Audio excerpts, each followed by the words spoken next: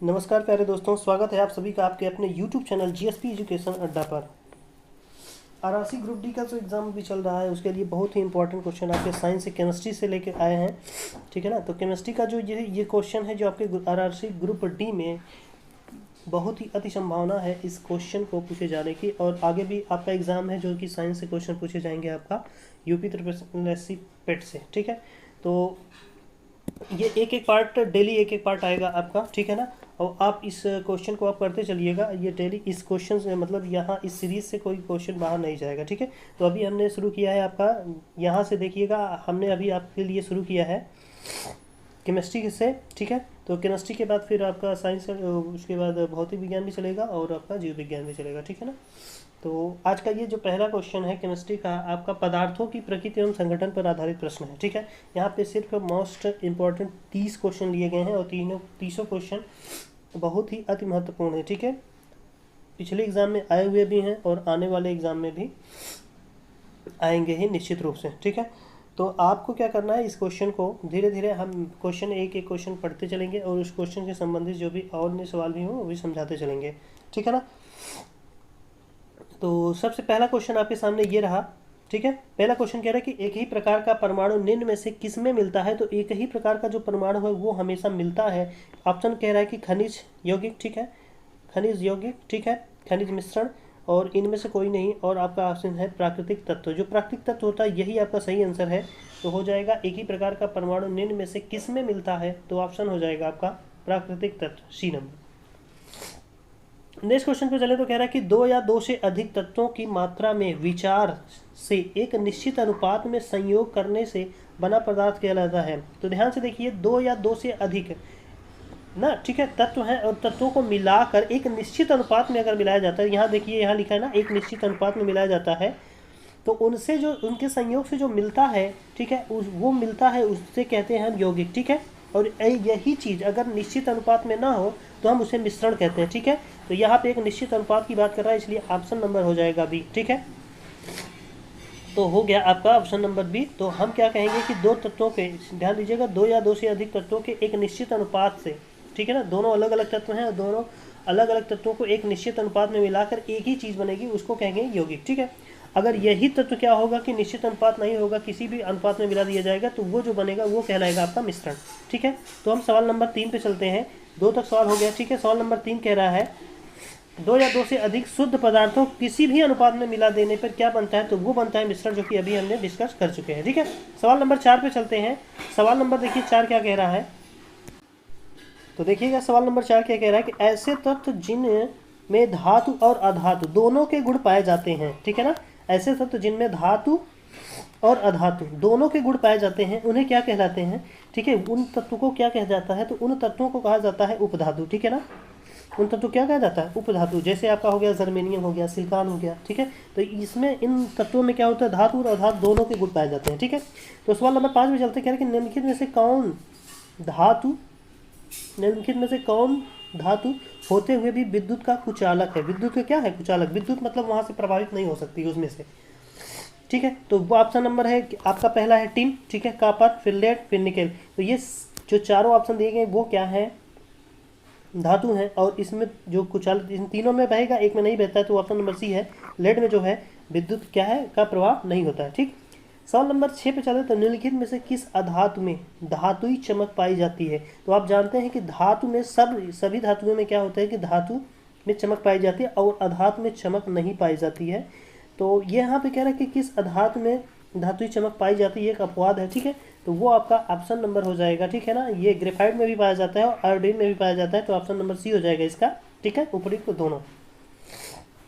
7 number सवाल में निम्नलिखित में से कौन एक उपधातु है। तो एक उपधातु जो है आपका हो जाएगा, जो उपधातु समझ रहे हैं ना, जिसमें धातु और अधातु दोनों के गुण पाए जाते हैं, तो ऑप्शन नंबर बी हो जाएगा इसमें जर्मेनियम। ठीक है। नेक्स्ट क्वेश्चन पे चले, क्वेश्चन नंबर 8। क्वेश्चन नंबर 8 में कह रहा है कि निम्नलिखित में से कौन सा तत्व एक उपधातु है। फिर से वही बात हमने पहले उदाहरण में आपको बताया था। तो एक जर्मेनियम है और सिलिकॉन होता है। तो ऑप्शन नंबर डी हो जाएगा। ठीक है। नेक्स्ट क्वेश्चन पहले क्वेश्चन नंबर 9 कह रहा है कि जल एवं यौगिक, जल एक है यौगिक है क्योंकि, जल एक यौगिक है क्योंकि तो देखिए यह ठोस, द्रव और गैस तीनों रूपों में पाया जाता है। यौगिक देखो ये जो पदार्थ है तीनों अवस्थाओं में पाया जाता है, ठीक है। और जल की बात करें तो जल तीनों अवस्थाओं में पाया जाता है, लेकिन ये यौगिक है, ये इस बात को ये निश्चित नहीं कर रहा है, तो ये वाला ऑप्शन क्या हो जाएगा, गलत। ठीक, कह रहे कि इनमें से हाइड्रोजन एवं ऑक्सीजन होता है। देखो इसमें क्या है, हाइड्रोजन एवं ऑक्सीजन होता है, ये बात तो सही है, हाइड्रोजन और ऑक्सीजन होता है, लेकिन ये देखो यौगिक के लिए एक निश्चित अनुपात में होना चाहिए। तो देखो वहाँ पे ये वाला ये भी ऑप्शन नहीं हो सकता, इसमें रासायनिक बंधों से जुड़े हुए दो भिन्न तत्व होते हैं, तो ये वाला ऑप्शन नंबर सी सही है आपका, ठीक है ना। रासायनिक बंधों से दो तत्व जुड़े होते हैं, भिन्न तत्व जुड़े होते हैं, ठीक है। तो ऑप्शन नंबर सी हो जाएगा। अब नेक्स्ट क्वेश्चन पे चले, तो नेक्स्ट क्वेश्चन देखिए क्या कह रहा है। चलते हैं सवाल नंबर 10 पे। इसमें सूची का मिलान करना है, ठीक है ना।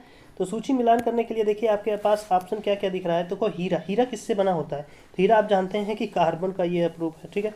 तो कार्बन से मिलकर बना तो इसका हो जाएगा हीरा का ए का 4। तो ए का 4 देखिए आपको दो ऑप्शन मिल रहा है, एक बी में मिल रहा है, ठीक है ना, और एक क्या मिल रहा है, सी में भी मिल रहा है। तो ये दोनों ऑप्शन हो सकते हैं, ठीक है।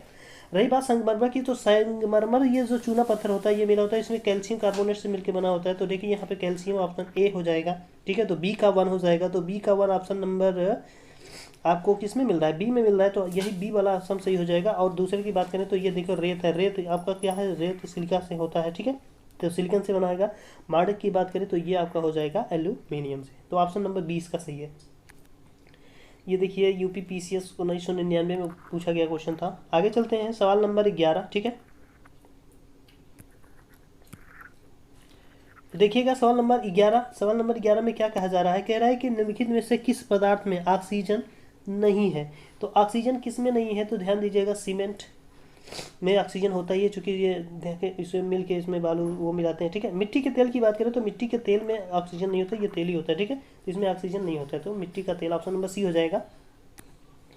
और कौन सा पदार्थ प्रकृति में 12 नंबर है, कौन सा पदार्थ प्रकृति में तीनों अवस्थाओं में पाया जाता है। तो आप जानते हैं कि तीनों अवस्थाओं में ठोस, द्रव, गैस, तीनों अवस्थाओं में क्या पाया जाता है, जल पाया जाता है। तो जल का जो अणु सूत्र है वो है H2O, ऑप्शन नंबर ए इसका हो जाएगा, ठीक है। ये H2O2 है, ये हाइड्रोजन पर ऑक्साइड है, ठीक है। तो चलते हैं नेक्स्ट क्वेश्चन 13 पे। कह रहा है कि स्टेनलेस स्टील एक मिश्र धातु है जबकि वायु है एक। तो ध्यान दीजिएगा कि स्टेनलेस स्टील एक मिश्र धातु है, ठीक है ना, लेकिन ध्यान दीजिएगा जो वायु है ये सभी गैसों का मिश्रण है, तो इसको हम कहेंगे ऑप्शन नंबर ए इसका हो जाएगा, ठीक है ना, ऑप्शन नंबर ए, ठीक है। ये गैसों का क्या है, मिश्रण है। चलते हैं नेक्स्ट क्वेश्चन पे। नेक्स्ट क्वेश्चन है निम्न में से कौन न तो तत्व है और न ही यौगिक। ये क्वेश्चन नंबर 14 की पढ़ रहे हैं, ठीक है। तो सवाल नंबर कह रहा है कि निम्न में से कौन न तो तत्व है और न ही यौगिक। तत्व होने के लिए जानते हैं तो वायु, वायु की बात करें तो वायु एक मिश्रण है, ठीक है, यही ऑप्शन यही हो जाएगा। जल आपका क्या है, यौगिक है, पारा एक तत्व है और नमक भी क्या है, एक यौगिक है, तो ऑप्शन नंबर ए हो जाएगा। सवाल नंबर 15 पढ़े तो कह रहा है कि पदार्थ की चतुर्थ अवस्था कौन से। तो बात करें कि ठोस, द्रव, गैस, ये पदार्थों की 3 अवस्थाएं हैं। चौथी अवस्था आपकी प्लाज्मा होती है जो कि ऑप्शन नंबर सी में दिया गया है, और 5वीं अवस्था होती है बोस-आइंस्टीन, ठीक है ना। तो चलते हैं क्वेश्चन नंबर 16 पे। 16 क्वेश्चन नंबर कह रहा है कि निम्नलिखित में से कौन एक यौगिक है। यौगिक की बात करें कौन है एक यौगिक, ठीक है ना। तो यौगिक एक आपका क्या है, एक स्टील है जो कि मिश्रण है, पीतल ये भी मिश्रण है, हीरा एक तत्व है। तो यहाँ पे सी ऑप्शन हो जाएगा रेत, रेत क्या है, एक यौगिक है, ठीक है ना। अब बात करें यहाँ पे 17 नंबर कह रहा है कि विरंजक चूर्ण, जिसे इंग्लिश में कहते हैं ब्लीचिंग पाउडर, ठीक है, कह रहा है कि तत्व, यौगिक, मिश्रण और अपरूप। तो यह जो विरंजक चूर्ण है इसे हम कहते हैं, इसे हम यौगिक कहते हैं, ठीक है ना, ऑप्शन नंबर बी हो जाएगा। तो यौगिक ये जानते हो कि 2-3 चीज़ों से मिलकर बना होता है, तो ये क्या हो जाएगा, यौगिक एक निश्चित अनुपात में मिलाया जाता है, तो इसीलिए उसे यौगिक कहा जा रहा है। सवाल नंबर देखिएगा नेक्स्ट आपके है पास है 18 question, question number 18। Question number 18 की बात करें तो यहाँ पे बोला जा रहा है कि निम्नलिखित में से कौन सा एक मिश्रण नहीं है। तो मिश्रण नहीं है, आप जानते हैं इस्पात है मिश्रण, ठीक है, पीतल भी मिश्रण है, कांच भी मिश्रण है। तो आपका ग्रेफाइट एक तत्व है जो कि कार्बन का एक अपरूप है, ठीक है, के से मिलके बना होता है। तो क्या हो जाएगा आपका, मिश्रण नहीं है तो ग्रेफाइट हो जाएगा, ठीक है ना। ग्रेफाइट की बात करें तो ग्रेफाइट को एक तत्व कहा जाएगा, ठीक है। बारूद होता है, तो बारूद क्या होता है, ठीक है, तत्व, यौगिक, मिश्रण और तरल, ठीक है। तो सवाल नंबर 19 का ऑप्शन नंबर हो जाएगा सी। तो बारूद एक मिश्रण होता है क्योंकि उसकी कोई निश्चित अनुपात में नहीं मिलाया जाता है, जो भी उसमें चीज़ें मिलाई जाती है, ठीक है।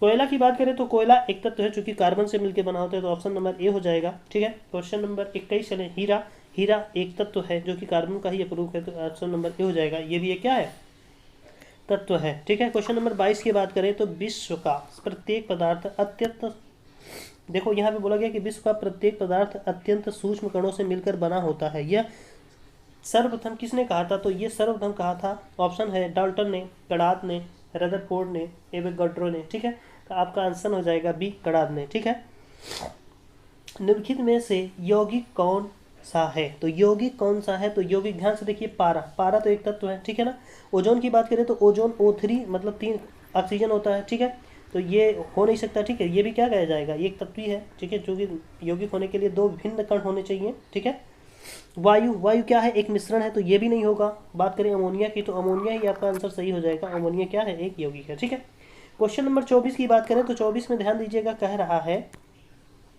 निम्नलिखित में से कौन सा एक तत्व है। तत्व की बात कर रहा है, किसमें से आपको तत्व बताना है कि तत्व कौन सा है। तो देखो माणिक, नीलम, पन्ना, ये सब क्या है, यौगिक है। ठीक है ना, तो हीरा की बात करें तो हीरा क्या है, ठीक है, एक तत्व है। ठीक, जो कि कार्बन का अपरूप है। ठीक है, वायु, सवाल नंबर 25 कह रहा है कि वायु जो है निम्नलिखित में से क्या है, तो वायु एक मिश्रण है। आप जानते हैं पहले से ही बताया, चूंकि गैसों का मिश्रण है, तो वायु क्या है, मिश्रण है। ठीक है, सवाल नंबर 26 की बात करें तो कह रहा है कि निम्नलिखित में से रासायनिक यौगिक कौन सा है, तो रासायनिक यौगिक कौन सा है, तो इसमें आपको बताया था यौगिक कौन होता है, अमोनिया। ठीक है, वायु जबकि मिश्रण है, ऑक्सीजन आपका तत्व है, पारा भी है तत्व है। ठीक, 27 की बात करें तो निम्नलिखित में से मिश्रण है, तो मिश्रण की बात कर रहा है, तो मिश्रण में आपको बताया था कि इस्पात जो होता है एक मिश्रण होता है। ठीक है ना, बाकी ये कार्बन मोनोऑक्साइड, कार्बन और हाइड्रोक्लोरिक अम्ल, ये सब क्या है, ये एक यौगिक है। ठीक है, दूध।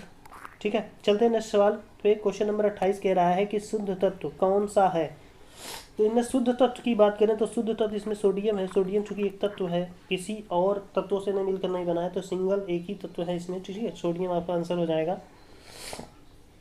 बात करें निम्नलिखित में से कौन सा पदार्थ एक मिश्रण नहीं है, क्वेश्चन नंबर 29 में बोला गया है कि निम्नलिखित में से कौन सा पदार्थ एक मिश्रण नहीं है, तो आप जानते हैं वायु मिश्रण है। ठीक है ना, समुद्री जल भी मिश्रण है, मृदा भी है, तो ऑप्शन नंबर टी एक क्या है, सो ए जो दिया है टिन, टिन में क्या है, टिन एक तत्व है। ठीक है, तो ऑप्शन नंबर इसका ये हो जाएगा। ठीक है, सवाल नंबर चलेगा 29 में बोला क्या गया है, ध्यान दीजिएगा। 29 में बोला गया कि निम्नलिखित में से कौन एक यौगिक है।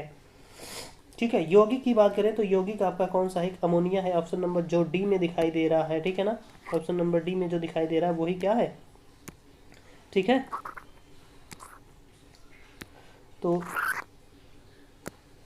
आपका अमोनिया हो जाएगा। ठीक है, ये आज का लास्ट सवाल था। तो ठीक है, इस पे आपको क्या करना है कि जो भी चीज़ें आपको, यदि आप नए हैं चैनल पे तो आप चैनल को सब्सक्राइब करें, वीडियो को लाइक करें, और अगला वीडियो आपको कल देखने को मिलेगा। ठीक है ना, तो जिनका भी एग्ज़ाम अभी नहीं हुआ है आरआरसी ग्रुप डी का, ठीक है, और पेट का, मतलब ये तो सभी एग्जामों के लिए आवश्यक है, लेकिन आरआरसी ग्रुप डी अभी चल रहा है तो इसके लिए अति आवश्यक है।